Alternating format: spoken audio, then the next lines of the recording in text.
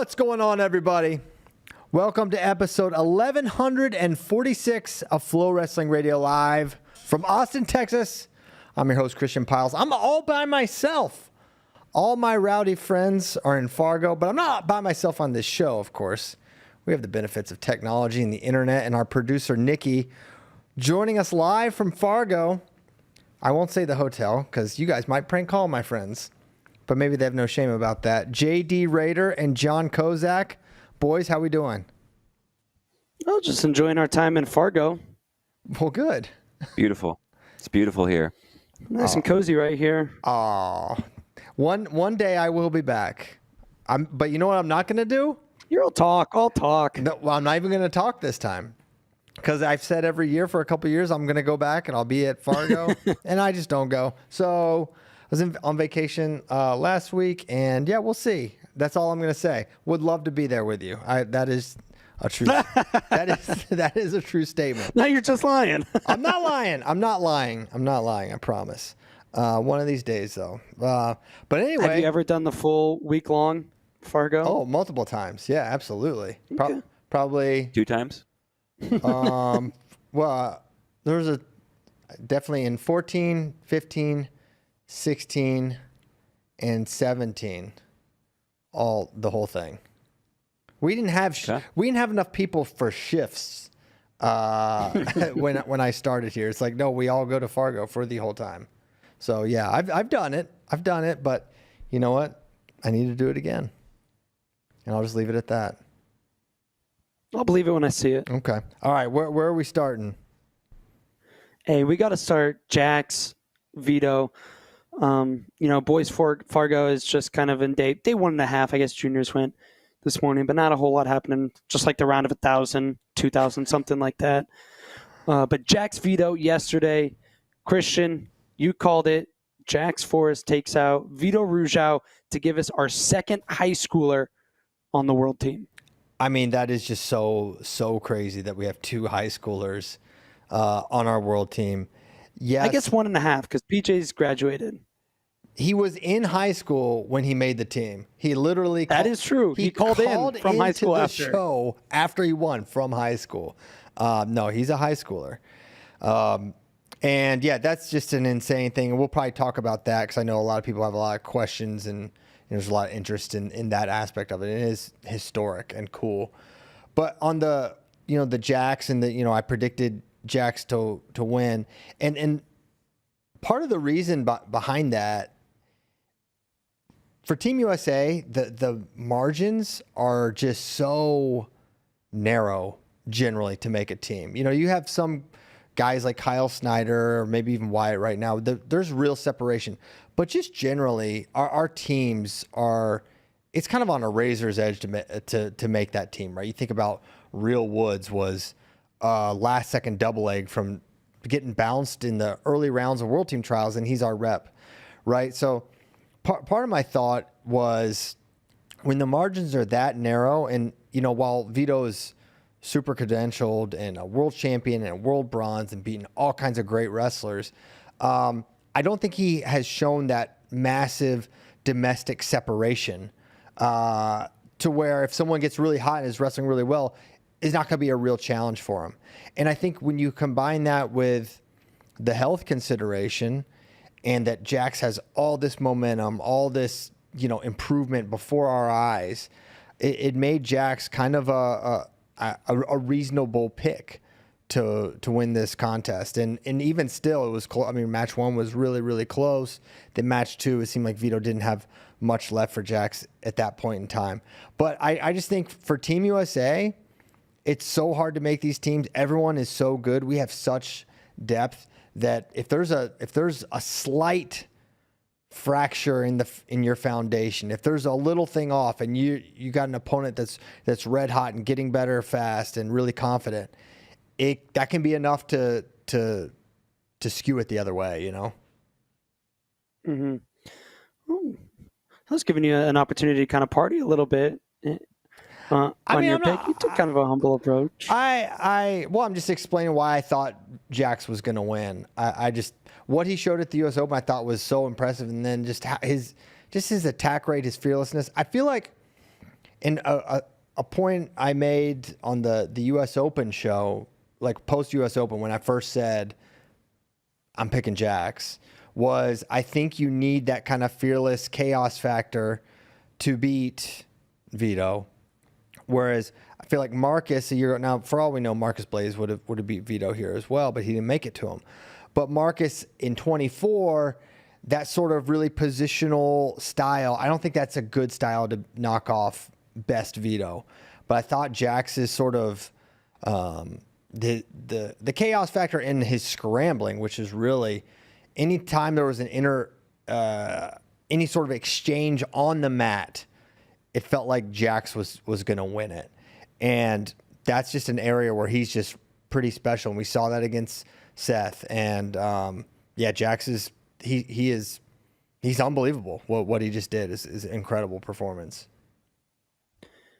To cover my own ass a little bit, I did pick Vito, but I feel kind of silly now. But I did say if Vito is 90x% healthy, and if you think that was anywhere close to the best version of Vito we have seen, you probably think Dan Snyder is a good football owner and that hamburgers don't taste good or something, because that's right.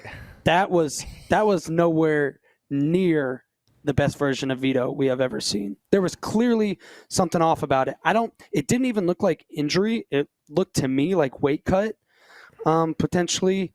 I thought his face was a little sunken in. I don't know if that came through on camera as much as it did in person, but clearly he was lacking in energy, body language. Basically from halfway through the first match was not great, clearly already showing signs of fatigue. He didn't have the pop to finish his shots after his first one, where he was able to finish somewhat quick. He was able to get in on Vito and then just didn't have the extra pop to finish those shots. So I don't know if it was still a lingering injury, whatever he needed to push back this match, or if that affected the weight cut and that's what kind of zapped him, or if it was just he had a bad weight cut or something else. I don't know, but that was nowhere near 100% prime Vito. Maybe. I mean, at the same time, he was 5 seconds away from winning match one.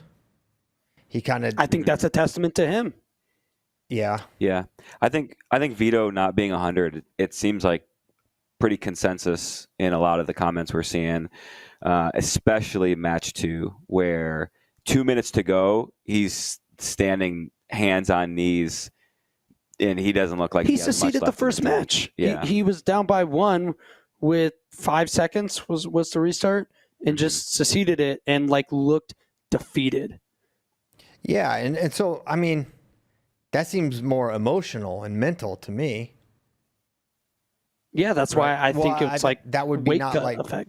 Well, okay. Well, I don't. I mean, I tend to give credit. Like, I'm not going to say that was the best Vito I've ever seen, but it sounds like you guys are just not really giving any credit to Jax. Like, he was totally compromised, I'm not bad weight cut. Doing that. Injured, Jax looked great. Weight cut. I mean, I think, that's not quite how I saw it. I saw a really competitive match between, I think, two of the best guys in the world at that weight. And one guy went to his strength and was able to win because of it. And then by match two, Vito wasn't able to get back to match one for him. I won't say that's. I don't think you can say unless an injury happened in match one. I don't think I'm not going to say match two was a result of the injury, right? I think it was. Well, I think it affected it. I'm saying I don't know what it looks like if they're both 100%, but I don't think, or the version of Vito that won a world title. I'm saying I don't think that was the same version of Vito Arujau. Maybe. Yeah. Is all I'm saying. I'm not saying Jax wouldn't have beat that version. I'm just saying I don't think we got the best form of Vito. And it's all credit to Jax. That looked like the best version of Jax to me. Jax did, you can't even pick apart anything from what Jax did. Try and find somewhere where he can really improve and take away. It's very minimal what you can take away for improvements for Jax Forrest, because he wrestled a darn near perfect match. Yeah, and I think saying Vito wasn't 100, that's just after delaying a wrestle off for a month, you know something's going on. You Yeah. know he's not right. If he was right, he would have wrestled a month ago. And so then I think you're kind of looking, okay, where is he not right? And for me, it was he didn't have the same pop, especially as the match went on. Didn't have the same, like, he looked like there was moments where if he had full strength, full steam, maybe he could have blew through Jax in a few positions. And then especially as towards the end of the match, just didn't have the conditioning, wasn't able to keep wrestling at the pace that Jax Forrest was, which, I mean, some of those exchanges, they're putting out a lot of energy. And so credit to Jax, because, Vito couldn't keep up. And I think the Vito being 100%, it doesn't take anything away from Jax, only in the sense of what does this show us about where Jax Forrest is at? Mm-hmm. Is he able to win gold now?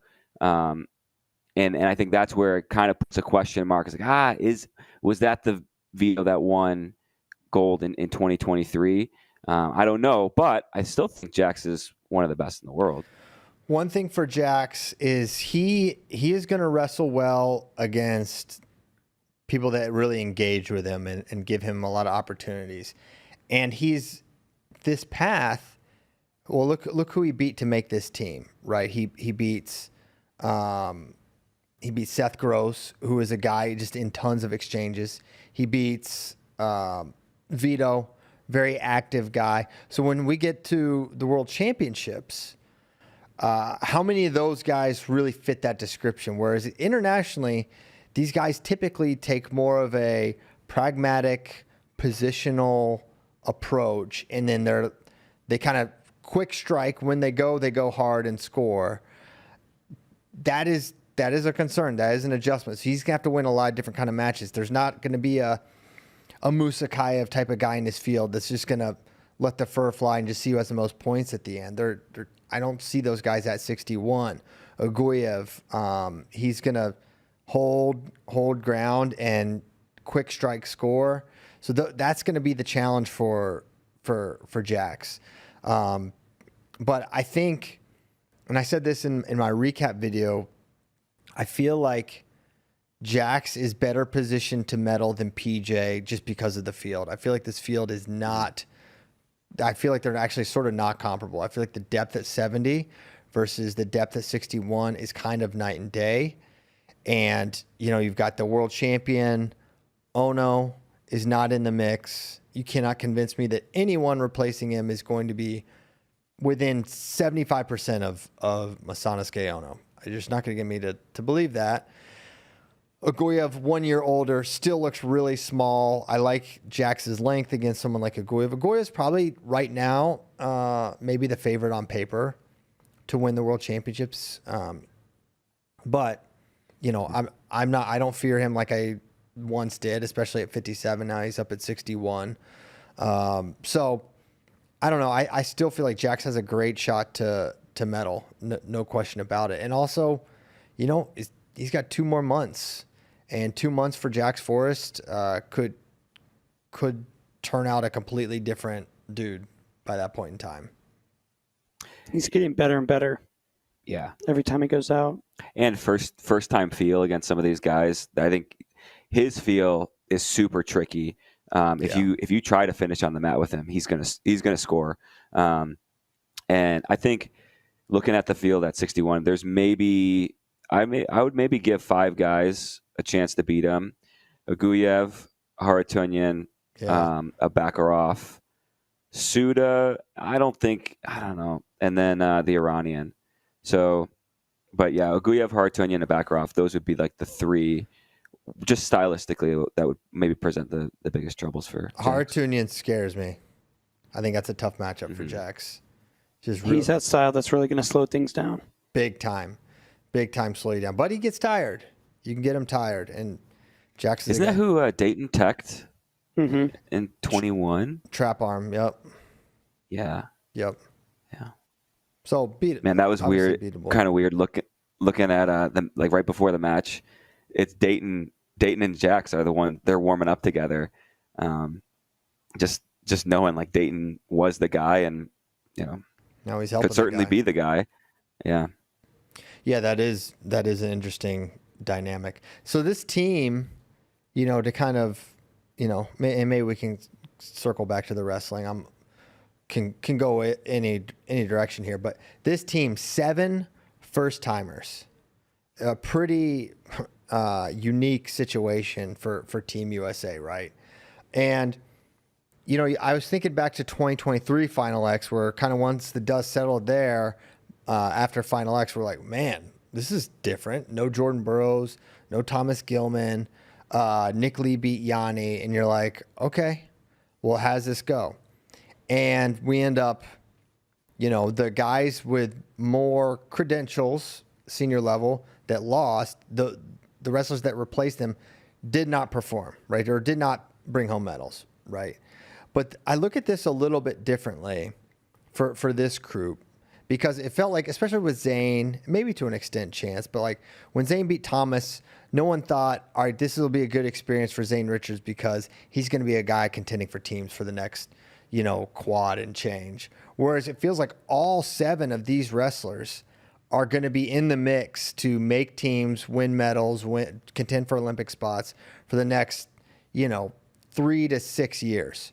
And so for that, I feel like this crew is really going to benefit from getting to be the guy and get to wrestle overseas and do the ranking series, the ones that are, and wrestle the world championships. It's really going to position them well for the coming years. Are they ready to do what the 2018 crew did? David Taylor, Kyle Dake, Jaden was on the team, his 13. Are they ready to do that is the question. And I'm not certain they all are, but I do really feel like this is just like a young, exciting team that has unbelievable upside. I feel like top to bottom, there's not a weight where I'm like, this wrestler will never be a world champion. This wrestler will never make another team. This wrestler's cannot medal. Like, I don't think we have a wrestler like that. So that's an exciting thing about this team, not just the 2 PJ and Jax aspect, but just generally the youth movement within Team USA. Yeah, I mean, it makes things exciting because for the first time in a long time, we have a lot of questions surrounding this team, and maybe questions instead of expectations, or questions and expectations, I should say, because I think we still have high expectations. Yes. For these guys too, but maybe not as high as they have been in the past. So I'm excited for it. I have high expectations for these guys. I'm not going to say we're going to go and win 7, 8 plus medals and a handful of golds. I'm not sure that's going to be the case, but I think every single one of these guys is going to be in it to win a medal. I don't think we see a lot of 0-1s and pats on the backs and goes home. All of these guys are world level. Yes. Yeah, I feel like we're going to leave Worlds probably optimistic regardless of what happens, but there could be a spectrum for sure where it's like, oh man, we could leave Worlds super high where it's like, man, if we have 6, 7, 8 medals and it's like this was our first time, world teamers for 7 of the guys and they still performed, or I don't feel like we're going to leave Worlds with like 2 medals. I think some of these guys are that are first time world teamers are going to make the finals. I think a lot of them have good chances to win medals. So I feel like there's going to be optimism either way, but it's going to be a spectrum of optimism. Yeah, for sure. No question about it. What does this do for for David Bray's high school pound for pound ranking? Good question. I don't want to ruin that for him, but he had his mind made up yesterday. Okay. So, well, yeah. All right. Well, I don't know the answer. What do you think? Well, it's kind of like the debate. If PJ was inarguable once he beat Yanni, I felt, right? But then the ball was in Jax's corner. And then he beat Vito in 2 straight. Vito, who is more recently coming off of world medals, right? So does that... I mean, it honestly should not... Based on other factors, I don't even know if it will be a discussion, because if Vito is the FloWrestling #1 pound for pound wrestler in America, and a high schooler beat that person twice, then I don't know what, if I'll say this, if David doesn't make Jax #1, he's made an enemy of Kozak and JD, who made Vito the #1, right? So y'all will have to duke that out, but it seems to me Jax will be the #1 pound for pound. But I don't know. I don't know. I don't know what. I think so. I think that's probably what I would do. Gonna have to wait and find out. What do you think for international rankings at 61? Vito, so Ono's not in the field. He's not wrestling this year, so I took him out. Vito #1 because he beat Aguyev last year, world champ 2 years ago. Does Jax move all the way up to #1, or does Vito get hit down? Aguyev #1. I don't think so. I don't think Jax should get that much of a benefit internationally when these guys have so many senior level wins and medals. I don't think he'd go ahead of Aguyev, even Hartunian. Abakarov's a world champion. I think, do what you do at Croatia, and then he can be #1. But I feel like he needs to do it at an overseas senior event.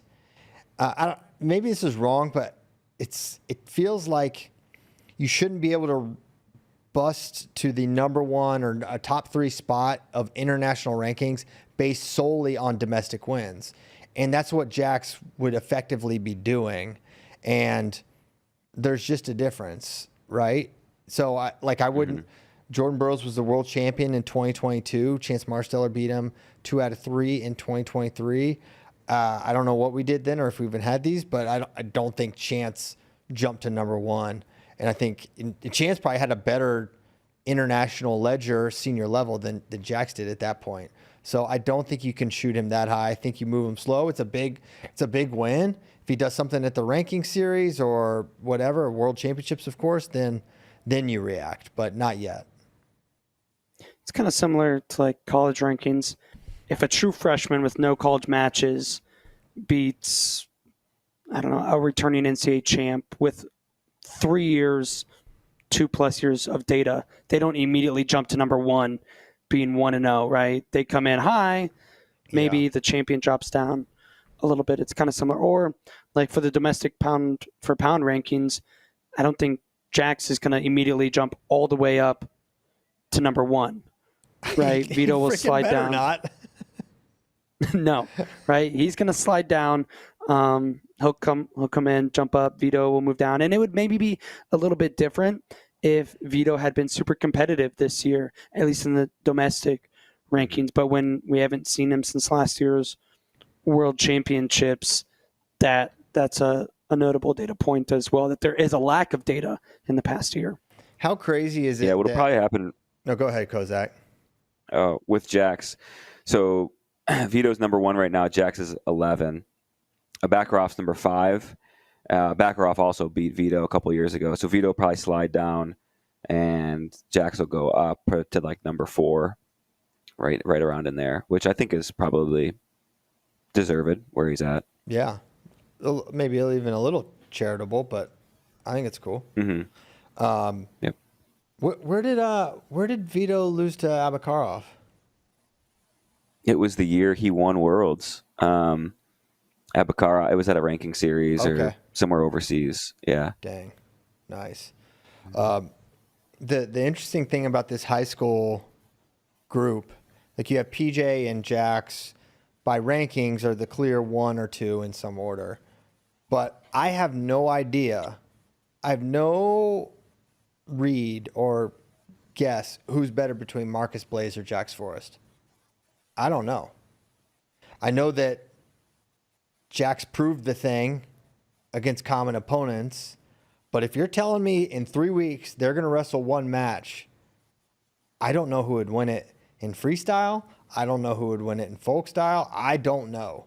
And I just think that is just a crazy reality. Now, Marcus is effectively not in the high school conversation anymore, but still, it's just an amazing, amazing group. And I think we even had some FRL questions about like put this in perspective, or is this going to happen again? Like, it's going to be, I think we've said it on the show a couple times, like, this isn't going to be a thing every year.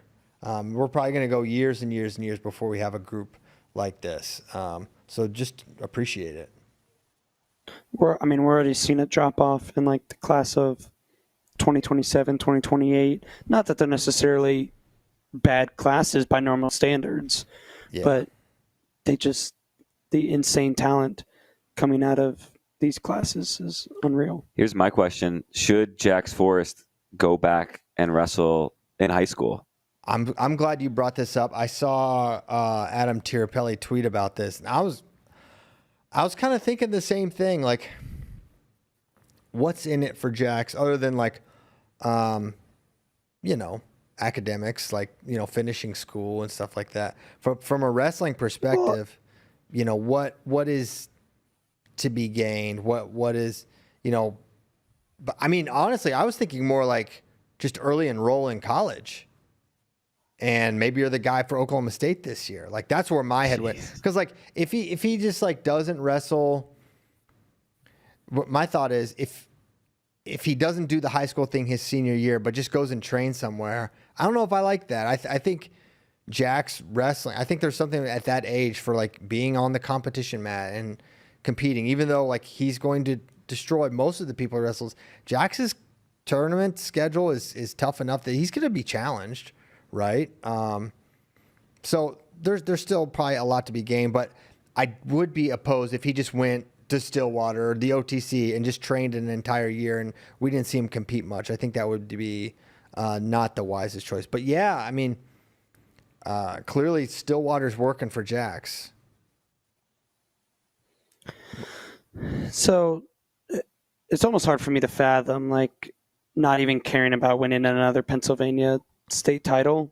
Like, I would be interested if that's even in his brain at all, because obviously he's on the level where it might not be.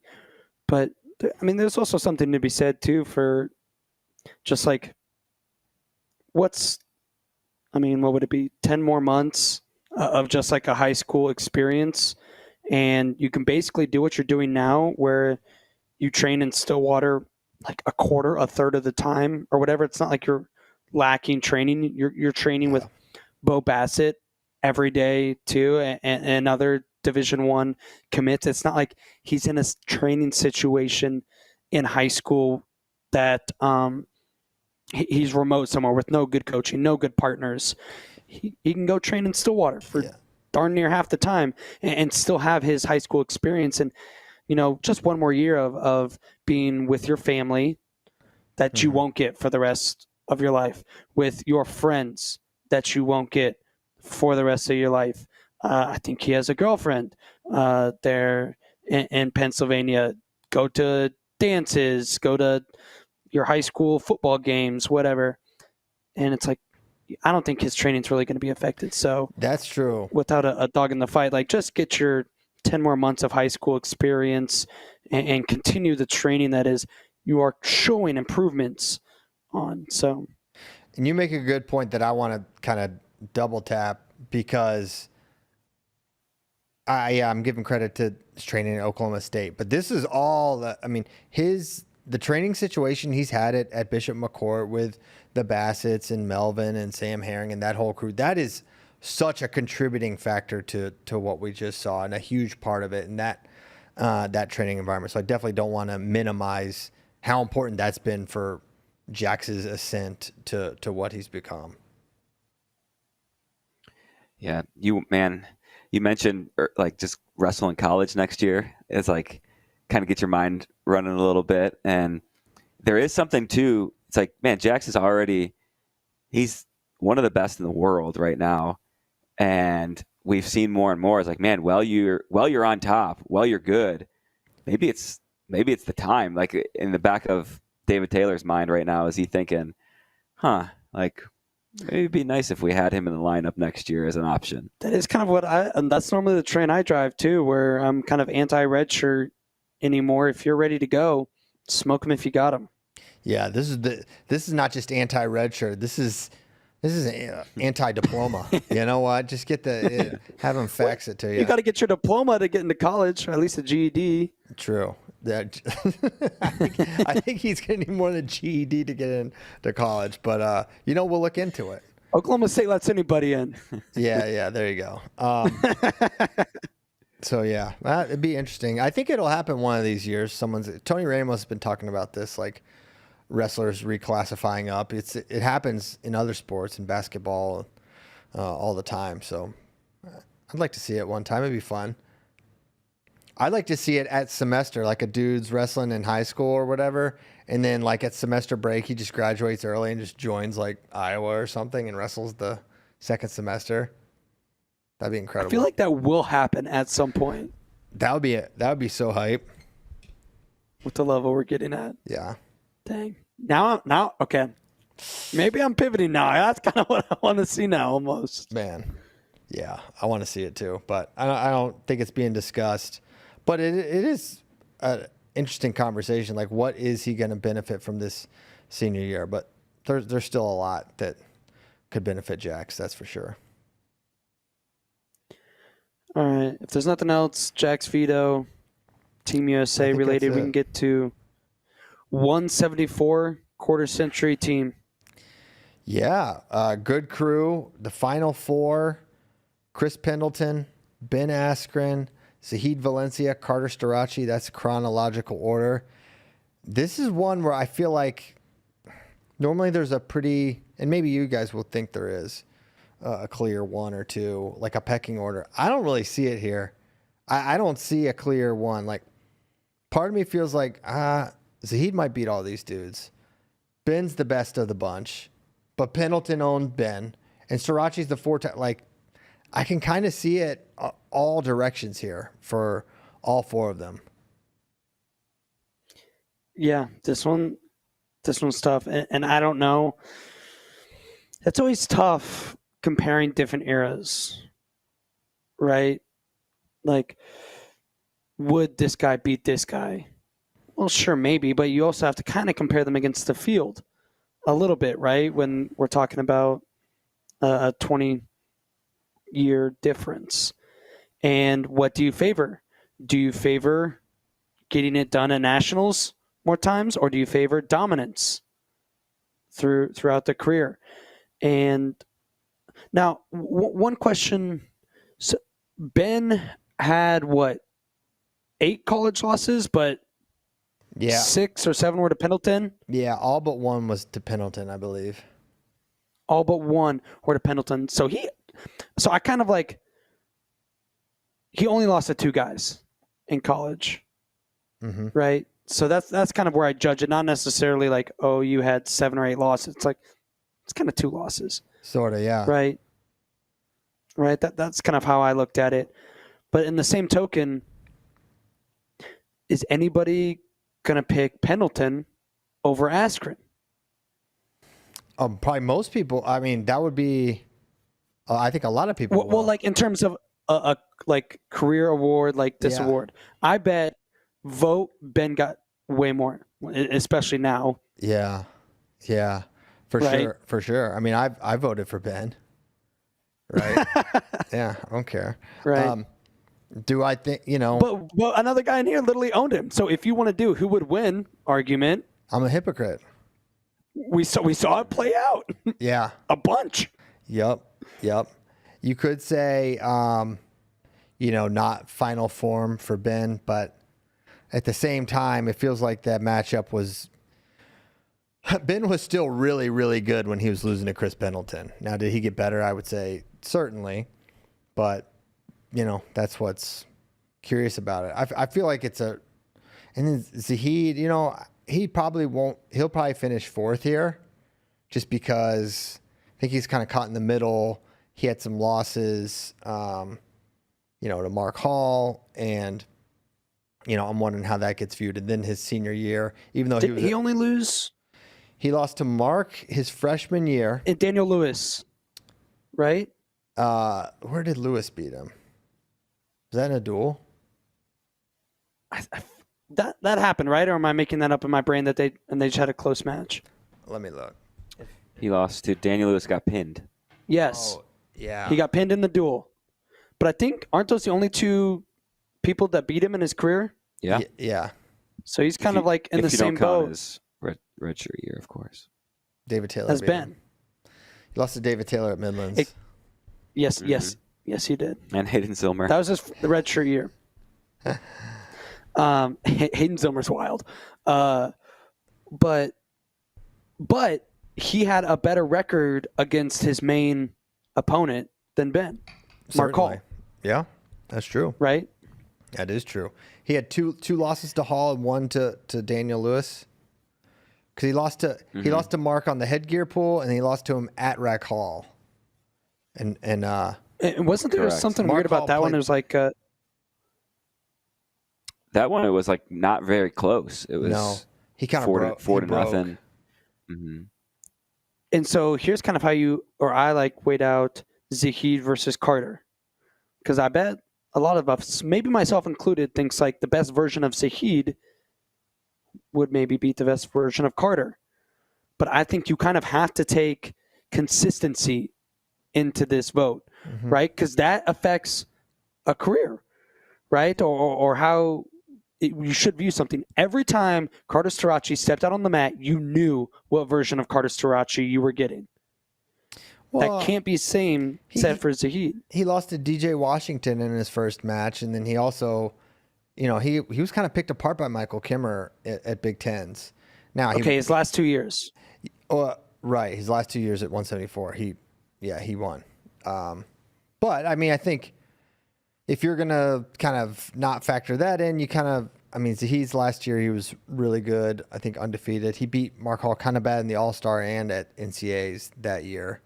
Yeah, maybe so. But I would say pretty comparable, honestly. Who do you think would win that match? Best version of each? I think Zahid. Zahid, yeah. I do too. I mean, best version Zahid, freak. Yeah, freak. Because he was freak with pace. So good. He had some time where he was not just that crazy speed, but he had crazy pace too. And then sometimes he did not. But when he did, it was pretty scary. So yeah, I mean, I'd probably pick him. I think he'll probably finish fourth. But I think straight up in a match. Hopefully we see it in freestyle. It seems like a possibility. I think I didn't see it, but was it you or Tyler that was saying yesterday Zahid and Pendleton were going off in the comments I didn't see on that our either. post Oh, it was great. about it? Like Zahid's like, oh, I would whip Pendleton. Pendleton's like, I got the tapes. That was funny. They had because Pendleton coached Zahid for a long time. Yeah, I mean, that's an interesting aspect as well. Coach and pupil. And here's the other thing too. Like, let's just be honest. It's tough right now not to vote for Ben and to vote for Carter Starachi. Yeah, he won. Ben won 2 Hodge trophies, right? Pendleton didn't win. Yeah, I'm not saying Ben's Hodge. not deserving of a number one vote. He was one of the most dominant NCAA wrestlers of all time. 91 pins? Yeah. Something like that. Like I said, only lost to 2 guys in his college career. But, this is a man who is currently rallying the wrestling community through his fight for his life and has had a massive positive impact on the sport of wrestling and has been ambassador for the sport versus a man who is currently, in some hot water very publicly for some not so good things. And so it's tough when you're casting a vote to not let that come into play either intentionally or unintentionally. For sure. Absolutely. Yeah, Ben's got my vote. So why did you ultimately vote for Ben? I think I like the match. I think he would beat Carter and Zahid in a match. I know the Pendleton thing, but I think he had a better career than Chris Pendleton. And I think at his apex, one, he also did beat Pendleton one time for whatever that is worth. Yes, he did. And the idea that he couldn't figure it out, even though he didn't figure it out as many times as Chris did, I think by his senior year, he was just on a different level technically. And I would say, Jake Herbert is just an incredible, incredible win in hindsight, right? And is an Askren level win for Ben, right? Is like Pendleton's best win is obviously dominating the series against Ben Askren. And for Ben to have manhandled Jake Herbert, who would go on to win NCAA titles, he was undefeated that year, would be a Hodge Trophy winner. I feel like that puts, that in a pretty special light. So I don't know. I think the dominance factors in. I think he is just the quintessential 174. And he was 174 all 4 years. I think he's the only one that, not that really matters to me. I'm just mentioning things that are true. But yeah, Ben's dominance, I think, separates. It looks like Starachi is going to win the fan vote on Twitter and Instagram. And for me, I wonder how much of that are people just saying, oh, well, man, he won NCAAs every time. And then also how much of it is the recency. And that might lead into even, you weren't on the show last week to react to Kyle Dake winning 165 over Jordan Burroughs. Yeah. I mean, everyone knows how I feel on the subject. At the end of it all, you will never convince me that in 2011, Jordan Burroughs wasn't the best wrestler on the planet, right? So the idea that anyone was going to beat that guy in any aspect of a wrestling match, any version, just doesn't make sense to me. The 2013 Kyle Dake was really, really good. He's his college career is second, third greatest all time. I just really thought about this as the wrestling match itself. And 2011 Jordan Burroughs wasn't just the best wrestler in the world. I think that 2011 through 13-14 run was the best wrestler I ever watched wrestle at any level. I thought he was doing it at a higher level. I haven't seen anyone hit that level. There have been guys, even Sadulayev, the longevity for Sadulayev gives him that, but what Jordan showed, just not just from a physical, but a mental tenacity and just grittiness, clutch, and just undeniable dominance from neutral. I don't think anyone would stop him. He's the best I've ever seen, and he was that guy in 2011. So, I know there's a lot of people know wrestling better than me, think Kyle Dake would win. That's fine. You just can't convince me Jordan Burroughs wouldn't win that match. So that's what it comes down to for me. And I'm not surprised that Kyle Dake won because he is so deserving. But I just think Jordan would win. And we saw... So who would win, Pendleton versus Askren? Well, yeah, I know. I said that. Remember, 10 minutes ago, I said I'm a hypocrite here. But maybe am I a hypocrite, or is just my heart just kind of pulling me one direction with Ben? Whereas Jordan, I don't have a personal preference of Jordan over Kyle in my soul. I think they're both, very, very great people, which is why their personal differences really bothered me. And I was so overjoyed to hear, how that had been sort of healed through the passing of both their fathers, unfortunately. So, I said I'm a hypocrite there on the Ben thing. I'll own that. I'm voting for him. I don't care. But on this one, I'm looking at it way more pragmatically and just how I think about wrestling. And I just think in 2011, no one in the history of 165 is beating Jordan Burroughs. And I think his dominance, he was more dominant than Kyle Dake. Yeah. In 2011. I think that's kind of ignored the level of dominance that he was displaying. He had a major decision over Tyler Caldwell in the NCAA finals. So I don't know. I think there are aspects of Jordan's game that are sort of dismissed because of his freestyle greatness, because of his first 2 years in college where he DNP'd and got third. But the level he reached, I still haven't seen anyone hit it. I mean, David Taylor was more dominant than Jordan Burroughs Yep. at 165. I know the fields were different, but there's a reason Kyle Dake was famously the worst hypothetical message board matchup But here's what I say to wrestler of all that. time. Here's what I say to that. Yes, he was. But it wasn't no hypothetical what happened in 2013 and in 2015. At 2016, 17, when he's not even, and 2017, right? So it's not hypothetical. He beat him. He beat him multiple times.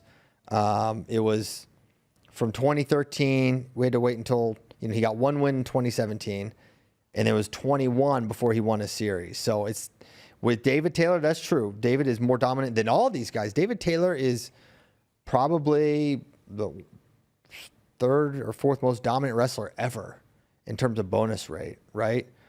But it's different with Jordan because we saw the matchup, even though it was freestyle. I don't think the folk style aspect is near enough to give Dake the advantage over Jordan. Sure. And I think we talked about 165. I will say that my vote didn't always necessarily come down to who I think would win X matchup. When we decided that we're not trying to get the best team, when we're putting guys at weights, not necessarily to rearrange the best team, that's when I was like, this isn't necessarily how can I make the best team. It's like a Hall of Fame. Yeah. It's how I viewed it. So. And you guys kept Jordan Burroughs out of the Hall of Fame, which is interesting. I did not. Okay. I voted for Burroughs. And then a little poll going in the YouTube chat for who wins a 4-man round robin: Pendleton, Askren, Valencia, Starachi. We only got 75 votes, but our YouTube chat says Zahid Valencia 36%, Ben Askren 33%, Carter Starachi 19%, and Chris Pendleton 12%. I was thinking back to Bader's wedding, where it kind of came out that Ben wanted to come back and wrestle, and that's when I found out it wasn't. I don't even know if it was public at this point that Ben got traded in the UFC, and then he was talking about like wrestling at Midlands, and then he's like, I don't know if I could beat Zahid Valencia, but I know I can pin him. And I always thought about that. And we thought we were going to see that match then, and of course I think the UFC and that changed kind of his life and his trajectory. But always, that's a match we've thought about and talked about in the past, and would have loved to see it. But there's no question in my mind that he gets like the first 2 takedowns of that match. Like it's just. I don't know. I don't know if Zahid could match Ben's speed. That's true. That's true. That's the X factor in all this. Is Ben's speed. Absolutely. Oh man, I wish he could come on and talk about it. We'll get him on at some point. His videos have been awesome to see and listen to, and very inspiring. I was so frustrated on I'll tell a story now. We were on vacation last week. It was an amazing time. And we went whitewater rafting with it was my wife and kids, my 2 brothers, and my 78-year-old father. And my mom did not want me to bring my dad, and we're like, well, he's just gonna go anyway, so let's just give it a shot. Me and my brothers and I committed to our mother that we would be responsible for our father, whatever that means. So we go, and it's like it's advertised as I've done whitewater rafting, I don't know, probably a dozen times in my life, various from class 3 to class 5 rapids in Colorado. So I'm experienced in some ways as a rafter, and so I'm like, we'll be fine. And so we get there, and there's always, you're into like this rubber. If you've never done it. Also, I saw a couple wrestling people, so that there were a couple wrestling fans on the tour, so I got to talk to wrestling with some other people that were there rafting. But anyway, you get in the raft, and it's like, there's a guide in the back, and he always tells you what to do and how to go, and like he's like your coach in the back, and he's like, all right, right side forward, left side back, and like here's the plan for this rapid, and you kind of have like a plan. Well, we get there, and we're like, is there gonna be a guide in our boat? Because I'm like looking around, I was like, there's not a lot of employees here. They're like, no, we don't have enough. I'm like, okay. So then actually my mind went like, oh, this is going to be kind of a joke. This is going to be really like kind of low level rapids and not, which is fine because my dad's 78, my daughter's 12. Like, this is probably okay. It unfortunately now, I wish that was the case. It was not the case. We were in well over our heads. We did not know how to get through a lot of the rapids. It felt like, so it was split into two halves. So the first half, before lunch, we're like getting through everything, but my brothers and I are definitely like, well, me and Weston, Ryan's out of it, but we're like fighting like we normally do, like arguing about how to do things and like taking different turns as the guide. And so it's just sort of a tense sort of thing because we don't really know what we're doing, but we're getting to the ends of the rapids somehow. But I'm not feeling any real accomplishment. Like we're just getting lucky and getting through. So when we stop, we eat lunch, get rained on, then we get back in. And they're like, all right, this one's pretty tough. When you get through this point, you got to do this, this, and this. And I'm like, all right, we're just going to be winging it. I don't even know what this means. You just have a dude in a raft just like kind of giving half instructions. And so we get in there into this rapid, and then all of a sudden, boom, Dad and I launched out of the boat. Okay. And so I'm the guy in the back. I'm like the guy that's like calling out the instructions, like I know what I'm doing, which is a joke. Well, that was your first mistake. Well, what, it's just me or Weston. We don't know. Like it's either way, we were screwed either way. We tried with Weston for a little bit, and then we switched to me, and it was actually going well until this moment. And then you let everybody fly out of the boat. That's on you, the captain. No, I flew out of the boat, and then my dad simultaneously just yeeted from the raft. I freaking got slammed so hard into this rock. I like go all the way under, and I pop up, and it's like, boom! I just smash into this rock, and I'm like, oh crap! And then I see Dad is like going down, and the raft's ahead, and I'm like, what the heck? So the guy's like, come here! So the dude in the raft, and I swim over to this rock, and I sit up on this rock, and then I just sit there, and I watch his dad just flying by, and it's like trying to get to the boat. I hear the guy in the raft saying, get him! And they throw him a rope. My dad does not go to the rope. He does not do any of the safety training that they went over. Literally, I'll give this place credit. They went over this 1,000 times. If you fall in the water, you need to get your head up and you get your toes up in the water and let the current take you. Dad is just bobbing up and down, like ready to get sucked under and die. So they're trying to get him in. He is still 78 to this day. They're apparently, and I just sit there for like 15 minutes. They go down the river very fast, and I don't see them anymore. And I'm just waiting for like 15 minutes. We're like, I guess my dad's not dead. I don't know. I have no idea what's happened. So then I get in the boat. I come down there, and Natalie is beside herself upset because Dad didn't do any of the things. They had the hardest time getting him back in the boat. So this was just stressful. And I was like, I have put my family in a bad situation. I feel responsible for this, and we have a long ways to go. And so it was just, we get to the end, and it's very tense, right? It's just like, oh, you have this release, and you get in the bus, and it's just like kind of a crazy drive back to the thing, but you make it back. And I remember thinking, I can't wait to get into this car and drive back. I remember thinking, I was like, I just want to be in the car and driving back. So we're in my dad's, because we just flew there. We're in my dad's car, and it's convertible. It's just Katie and I, and we're cruising this beautiful countryside, Pennsylvania, West Virginia. It's awesome. And then all of a sudden, I'm just getting soaked. Like, what is this? The windshield wiper fluid had just started spraying us, and we're getting soaked, and you can't see because now I was like, I need to get the wipers on, but the wipers won't cut on.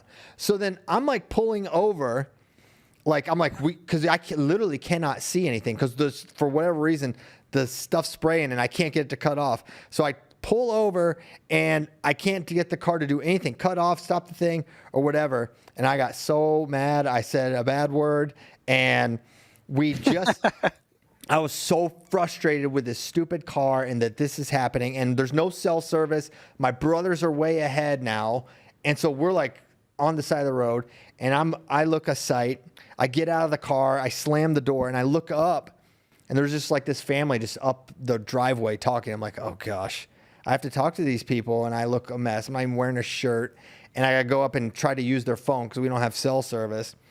So I call my brother and they come back and the car's totally, it is, as I described, it's totally screwed. And it's like beeping, but it's not the horn. It's like the windshield wiper and it won't cut on. The top won't go up. The car's totally messed up. And we have to sit there for like 2 hours waiting for them to try to fix it because we just so happened to get pulled over in front of an auto shop or whatever, like that was selling, which I didn't even know because I couldn't see. But so that worked out. But they ended up towing my dad's car all the way back to his house 3 hours away. And so I remember thinking I was like so annoyed and frustrated. And then I was like, and then, you know, you see Ben's video and you're like, I am such a loser. Like I'm actually annoyed by, we're all healthy and fine. And I'm just annoyed from a tense day. That was ultimately totally fine. But yeah, that was kind of that was all in one day. That was just a crazy day for me. And for me, yeah, that was a stressful situation. So yeah, I brought it back around to Ben. That's why You almost killed your family, Christian. I did, but more important, but you know what? My wife and children remained in the boat. So in that way, I kept them safe. I still don't know what happened. I wish there was a video of me getting launched, but sadly there is none. I do too. Yeah. I like whitewater rafting. Oh, it's so fun. Have you ever done it without a guide? You ever seen Deliverance? No, but I know the thing. Oh. Yeah, I whitewater rafted that river. Oh, That nice. river. Very good. Very good. I saw the scene of the famous scene. If you've never seen it, you don't know. But Yeah, I know what it's about, basically. yeah, Yeah. Anyways, sorry, that was a tangent. Oh, I'm glad you enjoyed vacation and your family is still alive and you're still alive here Yes. to talk to us. My mom was so mad. She was like crying when we got back, when we told her the story, even though she knew we were already safe. So sorry about that, Mom. Hey, where do you fall on this state tournament debate? How many classes do you think is the ideal number of classes for a state tournament, high school state tournament? Well, I know I do my bit that Virginia is the best because it has the most state champions, but I do not like the single class system. I don't think that's good. I think, and especially coming from a small school, I think you understand just the differences in what you can, what's possible at small schools. Not saying it's impossible, but just generally, it's just a better high school sport experience to have it busted up. Now, 8 for North Carolina? That just seems totally insane for a state of that size. I feel like no state probably needs more than 3. Virginia had 3, and I feel like Virginia is a very it's kind of like an average state. It's like not the biggest, not the smallest, not the most remote, not the most populous. It's kind of in the middle. And 3 was like nice. Like there's some massive schools. There's some like middle of the road, like 1,000 person, 1,200 person high school. Then there's high schools with like, you know, a couple hundred people. And I think like I really liked that there were 3 classes. And I thought every state championship was like more competitive. Obviously, AA and AAA were better than single A, but it was still high quality. Now you see 6A and I'll be out, you know, we got some guys in the finals. I was like, how did this happen? Like these guys wouldn't have made it out of regionals in previous years. Now they're in the state finals. But that was when we moved to the whatever class, 6. So I think there should be classifications, but 6, 7, 8, I think is insane. I wish we had Spay on here because we were talking about it yesterday too because the conversation got sparked up on social media. But he is pretty adamant. Multiple classes for duels to determine the team champion, but 1 class for your individual state tournament. Okay. Well, good for Spay. I don't like that. I don't understand the difference. The resources that these bigger schools have versus the smaller schools are insane. And this is not college, right? It's not. This is just like, I don't know. It's supposed to be just a positive experience for high school kids and athletes. It's not that serious, right? Like, you know, if you want the most serious levels of whatever sport you're in, there's ways to obtain and get that. But for like high school wrestling, like it's, man, it's good if a kid can like start the sport in high school and pick it up and like end up being a contributing member of the team. That's just not possible if they're going up against these mega schools week in and week out. So I really like. Well, that's the argument. Well, that's the argument of, your regular season and your duels are divided up by your state classification, but then you just want to determine one true champion of an individual sport. Yeah. So then your individual last couple weeks of the season are individual. And I used to be on that side of things pretty adamant. I thought that was the best way, but I've kind of come around.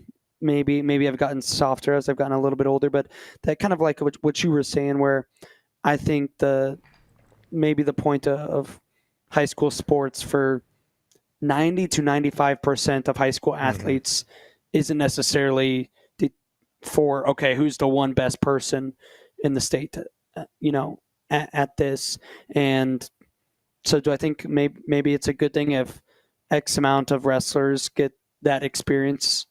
Yeah, I do think that's a good thing. Obviously, I think there's a limit, kind of like what you said. Probably 3 is probably the max for just about any state. Maybe a state like Texas or California 4.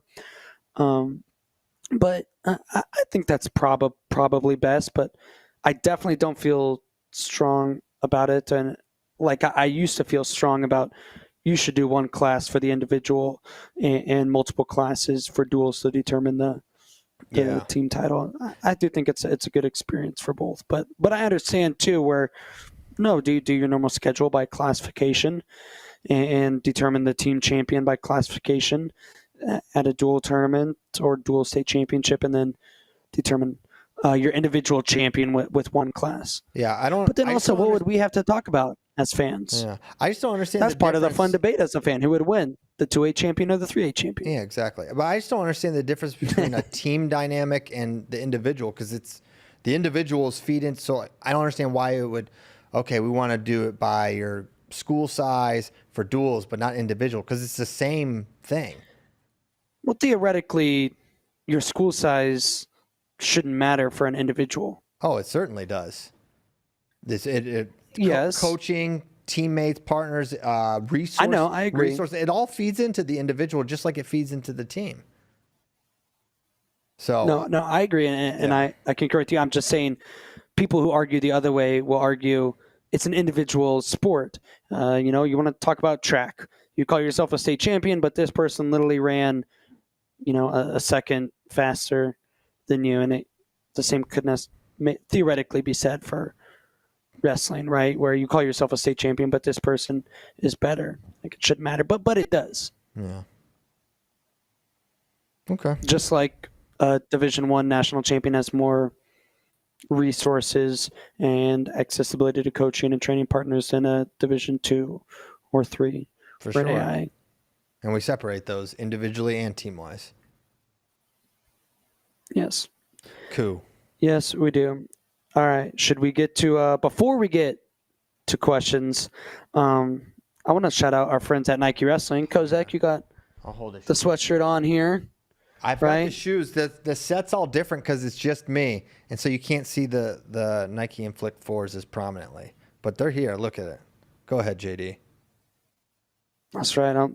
Getting to the podium, to the top of the podium is tough. Staying on the top is even tougher. The Nike Inflict 3 has been the most popular shoe in college wrestling, but after years in the lab, the all-new Nike Inflict 4 is available now. Lightweight, durable, and with a match-ready feel. The first time you lace them up, the best shoe in the game is now even better. Out now in 8 colors. Get the all-new Nike Inflict 4 at athleteps.com. There it is. If you're watching the Nike Inflict 4, pretty cool. Those are the gold ones. They look sweet. And I also want to shout out the shirt Christian's wearing. Yeah.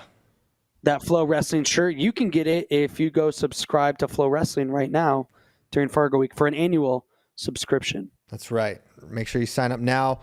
It ends July 20th, I believe is what Ollie told me a week ago. So you got till July 20th to sign up annual, and you get this shirt with it. So please do that. There's still time. You'll catch a ton of the remaining Fargo matches, and then, geez, We have a loaded schedule for the rest of the year. We're going to have World Championships. Oh, the 19th. Thank you, Nikki, not the 20th.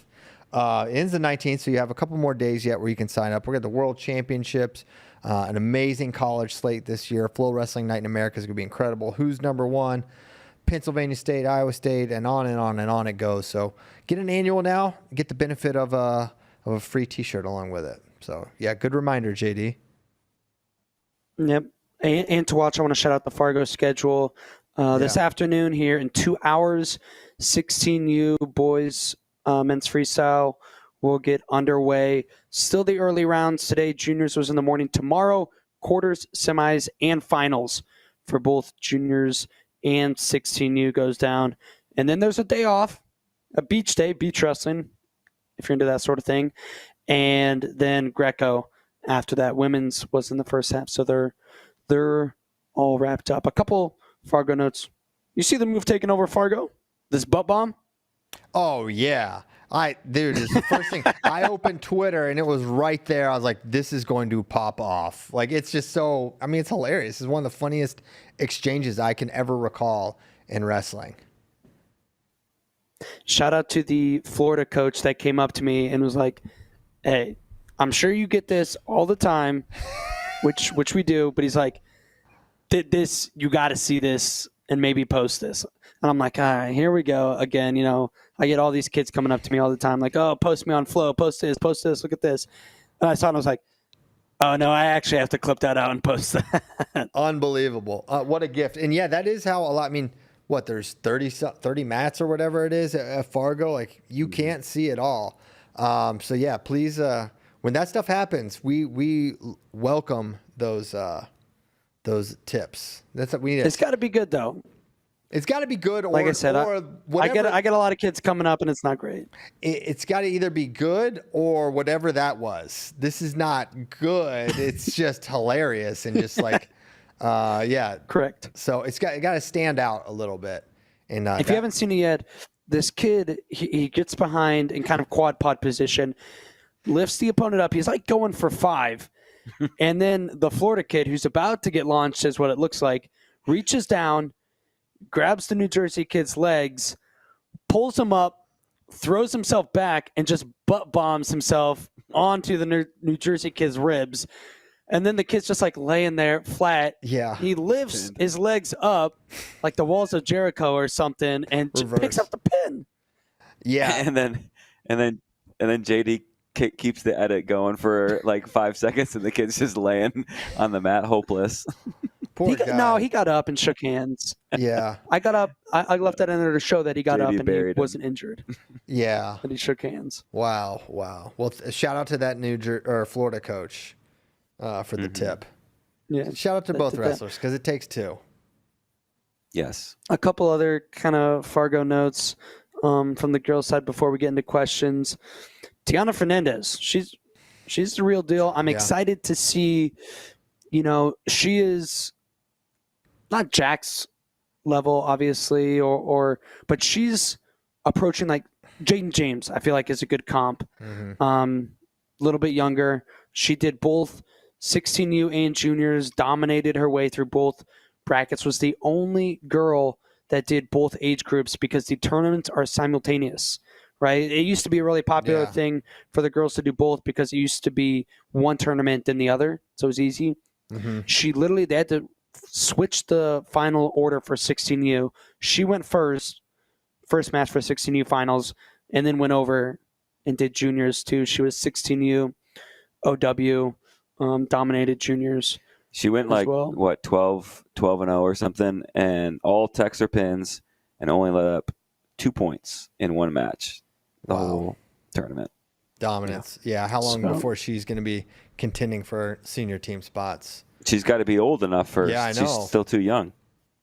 That'll be the interesting thing. So hopefully soon. That's good reminder. Good mention there. And another kind of thing I noticed from Fargo this year, Pennsylvania girls have caught up to where their boys are at, right? So obviously Pennsylvania has been probably the premier state basically since Fargo has been a thing. I guess you could say, Illinois Yeah, Illinois or whatever. But kind of the big dogs. right, but when Pennsylvania doesn't give a rip about Greco, though. They still don't. And that's why, you look at combined titles, Illinois is always going to win. But it seems like there's no question, like Pennsylvania's the best folk style and freestyle state when they choose to be, when they bring their best guys. And now their girls have kind of caught up to that. That wasn't the case 15 years ago. No. They would have good teams, but they weren't on the level of what their boys were capable of. And that I'm sure it's the level of coaching, the amount of clubs, the tradition. It has all kind of caught up. And now the best Pennsylvania girls are going to Fargo, and they're dominating. They're running away. They had the 16U and junior titles pretty much wrapped up going into finals. So. And that's a great sign for women's wrestling too, because it's like it seemed like it was only a matter of time before like the culture, training, all of that bled over into women's freestyle from Pennsylvania. And so I think that just shows you it's gonna continue to grow women's wrestling. The Pennsylvania's biggest differentiator in wrestling is just how many elite wrestlers become coaches there at the youth level and the high school level. Like that's such a huge component of their success, and it so makes something like that only a matter of time before, Pennsylvania is the premier wrestling state, in America and on the men's side, and now it's not surprising to see that start to be the trend on the women's side as well. All right, Kozak, let's get to questions. All right. First question from Sean Carroll. This high school team competes on its own next NCAA season. How do they do? Maybe the duels they lose and NCAA place. 125, Anthony Knox. 133, Jax Forrest. 141, Marcus Blaze. 149, Bo Bassett. 157, PJ Duke. 165, Ladarian Lockett. 74, Melvin Miller. 84, Will Hinkle. 97, Harvey Luddington. Heavyweight, Drayshawn Ross. That's a really top 10 for sure. Oh yes, top 10, potentially top 5. Top 5, potentially. That's kind of, I think, the area, right? 4, 5, 6, probably. Where they would finish at NCAAs. Knox would be a title contender this year at 25. Jax, obviously. Blaze, obviously. Bo, I think, is contending to place. But PJ Duke could win a title. D Lockett's right there. D Lockett. Hinkle, Luddington, Ross. Yeah. It's a super elite team. Top 5. Not that... I don't think this is like necessarily crazy, though. Like, your biggest blue chip recruits, like they've always become the top guys. Right, so I don't necessarily want to completely blow this out of proportion. It is crazy, though. Some of those guys are going to be freshmen next year, so it's not that weird. Like, we've seen true freshmen win national titles before. But, yeah, having a team of, like, half high school seniors, be a trophy team. For sure. It is maybe unprecedented, but it's not crazy that, okay, obviously, yes, your blue chip recruits are the best wrestlers. But you compare this team to what the equivalent team would be in 2 years, it's going to look really different. True. Yeah. All right, next question. Although the team in 2 years, would they still get the class of 2027? I don't know. Maybe. Because this class includes the class of 2025. Right. Yeah. True. So, there's a lot of talent in 2027, too. All right, next question from Sam Schmidt. If Jax goes on to win a world title and hits Ono in college, would it be the most freestyle credentialed folk style match ever? 2 world champs hitting in college? Let me think on this. It'd have to be, right? Depends on what you include, like how you weigh out an Olympic gold as well. Jaden and Snyder never hit post. Mm-hmm. Right? Because Jaden. But I'm saying to heavyweight. Right. But it's just like, is 1 Olympic gold worth 2 world titles? I don't know. Everybody would trade that. I'm just trying to think of the equivalent match. Yeah, I don't think we have one. But yeah, so I think it probably would be for sure. Yeah. Okay. Yep. All right. Elder Brad question. What is with Vito constantly crossing his feet? It's like basically the first rule you teach when teaching a kid about a good stance. It's just something he's really done as long as I can remember watching him. It doesn't seem to burn him.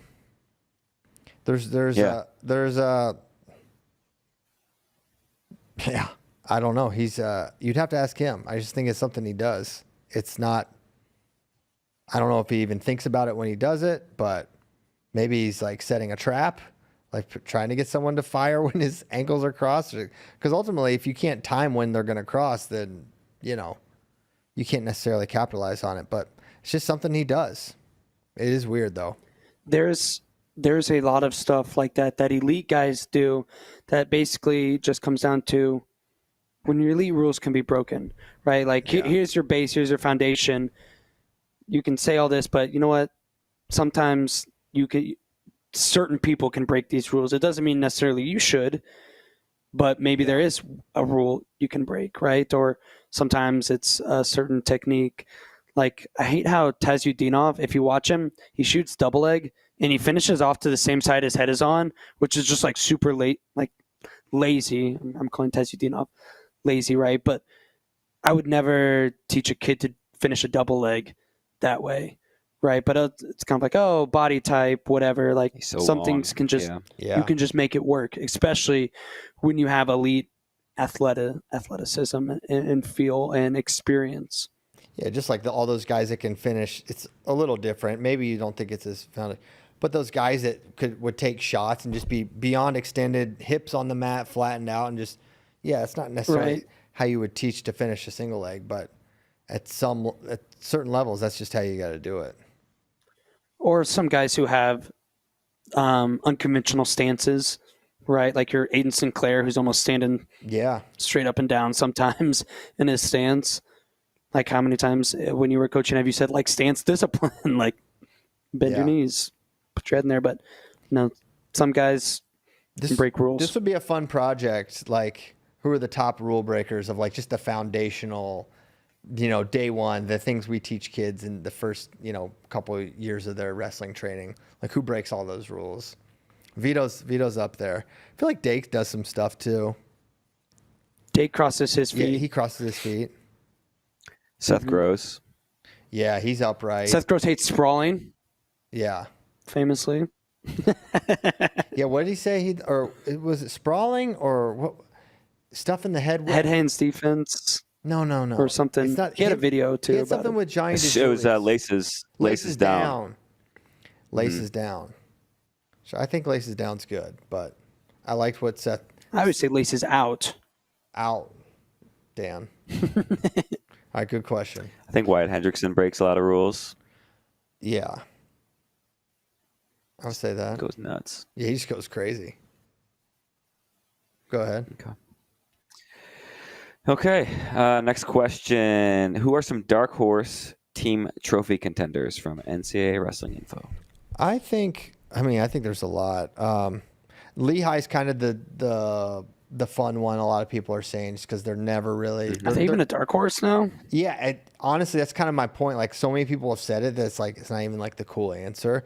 I just think there's a bunch. Now they're just a really good team. They're really good. They don't.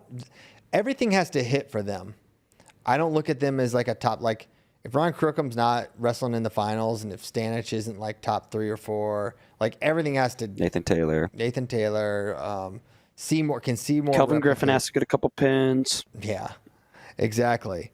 I think Stanford's going to have a good team. I feel Cornell. They're Cornell next, not this year, but the year after. I think it's going to be super good. To me, here's teams I could see in the mix. Obviously, Penn State, Iowa State, Iowa State, Ohio State, I think are all in that mix. I think NC State, Oklahoma State is obviously going to be right there. And then, maybe That may be it. I got one. I was going to say, well, let's go. But I was going to say Stanford as a true dark horse. To how you think about Nico Provo, like if he can come out and be a title contender, if the version of Knox that beat Jake Ayala comes out to play at 133, places top 4, if Daniel Cardenas wins a title, if 65. Well, Hunter Garvin. Lorenzo Norman, who knows what he could be? Lorenzo Norman, if he stays 174 and is effective. So they could have a couple guys who, if they max out, that's a true potential, like for a trophy. Yeah. Mine is Missouri. Missouri did not have a good year last year, but Aiden Sinclair in the lineup, maybe Seth Mendoza. They got Max Mayfield, Cam Steed, Josh Edmond at 49. So I feel like maybe trophy, maybe a little bit beyond their reach, but I feel like they're going to bounce back this year, and I think they're a good pick for a team that's right now sitting at 16th. I feel pretty good that they could finish top 10 without much trouble. Cool. Okay. Another question from Connor Rowe. What weight is Micic going this year? Is he in for Worlds? I would be stunned. I don't think so. He doesn't seem like a guy that's preparing for the World Championships. He's selling shoes. I know. Oh, Nev. Get some of Stevan's shoes, but I don't think he's wrestling this year. Yeah. I would love to see him in the 61 field, though. I know. That'd be fun. Him versus Jax would be fun. Yeah. All right. Sways asks, prior to the 2020s, who was a high school phenom you feel could have challenged for a senior world team? Well, Aaron Pico did. Logan, yeah, Aaron did. Logan Stieber definitely comes to mind. I think J.O. was right there, kind of right away. Metcalf. Metcalf and Schlater both were just kind of. Schlater made the team as a true freshman or second year? No, it was well into his career. It was like 20. It was? He had like 1 year left Was of it eligibility. 9 or 10? Yeah. Oh. Yeah. I thought it was earlier in his career. Yeah, those are the ones that come to mind. And Logan Stieber was probably that one that was. A lot of them just weren't entering, and Logan did. That would be the cool thing if they all just been entering at that point in time. Wasn't even like a thing at that point. It makes you wonder, like, how far off were some of the legends that just didn't try to, like you're saying, just didn't try. Like, how far off was Cal as a, me as a freshman in college or senior in high school? We just don't know. Don't know. That's I think for most there was a gap. For sure. Because these guys were just. I think we see that in just the terms of number of guys who used to redshirt, would lose during their redshirt year. Like Cal did, yeah. Right. And then come back versus the amount of guys we see win titles as freshmen now. It's just access to the availability to watch wrestling, to watch wrestling technique, to go train at colleges that wasn't as much of a thing 20 plus years ago. Yeah. In the same token. Go ahead. You got it. Well, I was going to say, in the same token, the last time there was a high schooler on the world team, there were actually 2, and it was the 70s. Yeah, 70. Jimmy Carr. This was at 110 pounds, which I tweeted this, but like at 110, it would be hard to find someone that wasn't 16 years old that would be our number one at 110. Like we don't have any adults that are really that can really make that anymore.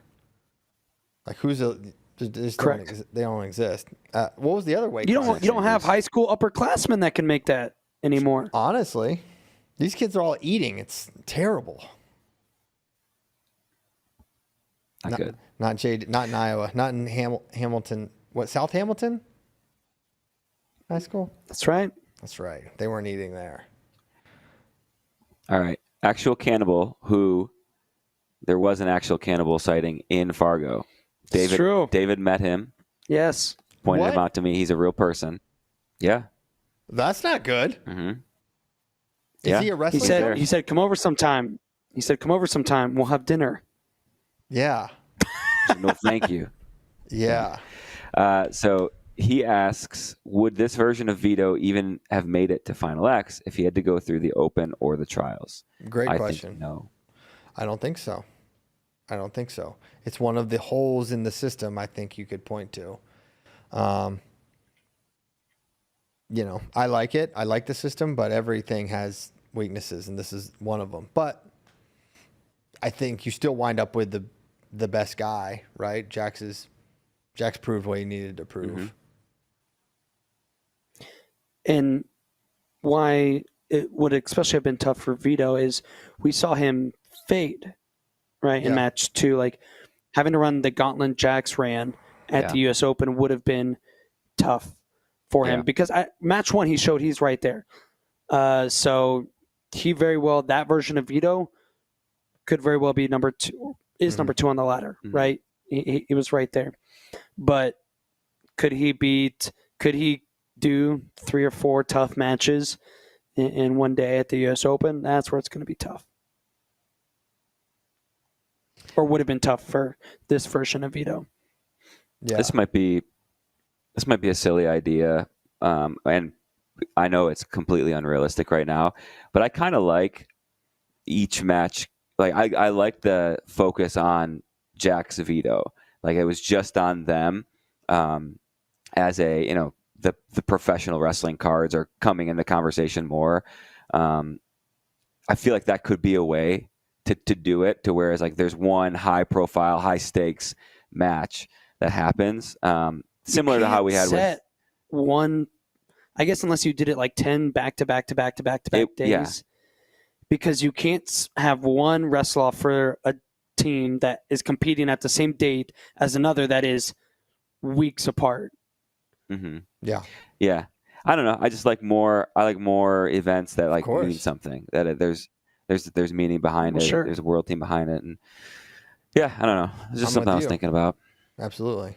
So. I like the 3 Final X format. Yeah. Yeah. I think only the degenerates did. Yeah. Maybe we'll try it again one day. Maybe. It'd be fun. I was just thinking if you also separate that by style, like 3 is an amount where it's like, so you don't have to do a match, a break for 45 minutes, hour.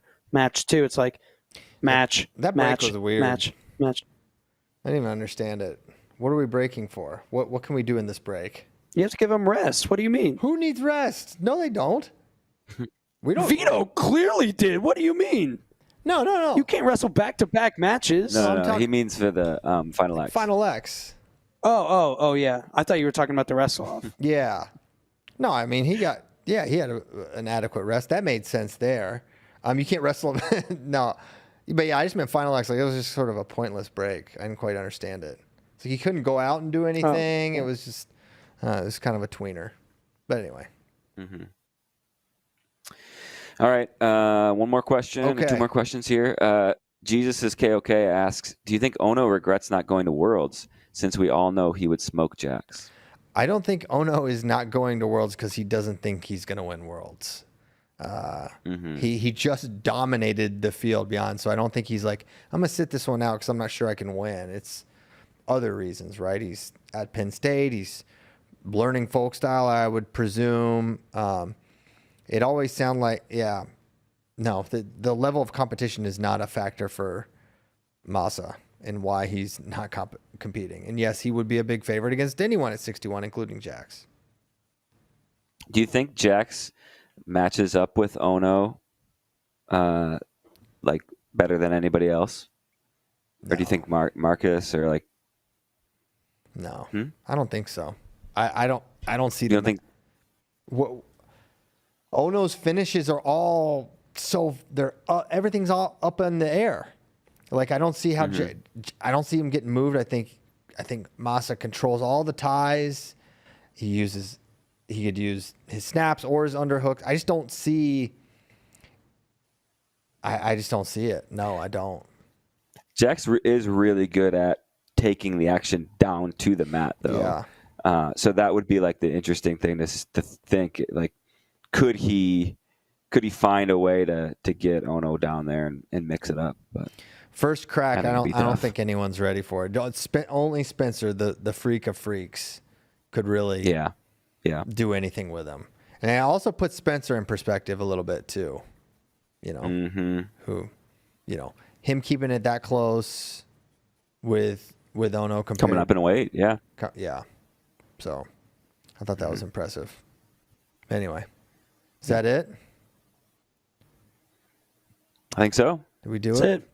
I skipped lunch for this, boys. I didn't even know it was at noon. I thought it was our normal time. I think I tweeted as much. And then Tyler B's like, hey, it's at noon, right? I was like, nope, but that's fine.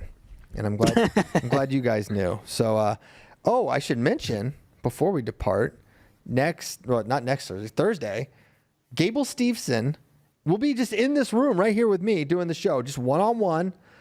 Me and Gable Dan chopping it up, seeing what's going on with him. So make sure you listen to that. That's going to be awesome. Love Gable. Can't wait to talk with him. He's got some jiu-jitsu stuff. I'm going to try to get it out of him. Are you going to wrestle again? When are you going to wrestle again?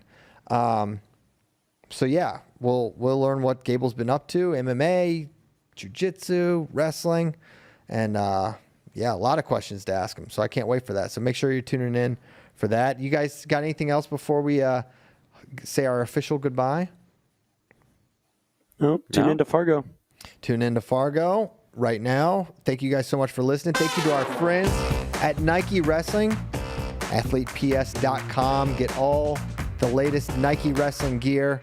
And we thank you so much for tuning in to 1146 of FloWrestling Radio Live. I'm Christian Piles for Kozak and JD.